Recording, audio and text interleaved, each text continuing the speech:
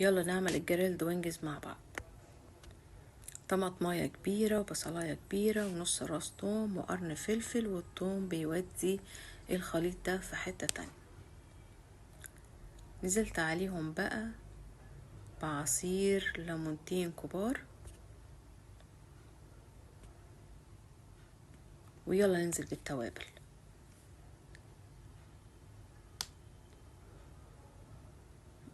معلقة قرفة ناعمة، وكمان كزبرة ناشفة، ونزلت عليهم ببابريكا مدخنة، ومعلقة عسل. العسل ده خارج من التلاجة، عسل زيكم، ومعلقتين كبار زيت،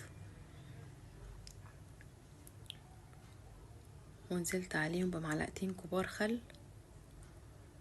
والملح ما تكترهوش علشان الصويا صوص والفلفل الاسود. وكمان نزلت عليهم بمعلقتين كبار صويا صوص. ودي تتبيلة المشاوي او التكة، وضربت الكلام ده كويس. نزلت بنص كيس، ريحتها بقى تحفة. 1.5 كيلو أجنحة مغسولة ومنقوعة كويس، ونزلت عليهم بالتتبيلة وعلى التلاجة ليلة من قبل.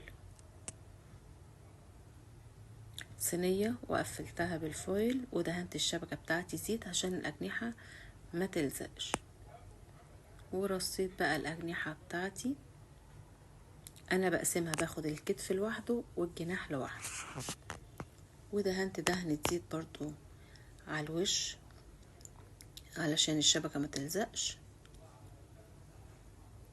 وقفلت الشبكة بتاعتي وتحت الشواية، وخليت الباب مفتوح ونص ساعة بالظبط. بقى الكلام الجميل ده معانا، وصحتين وعافية على قلوبكم.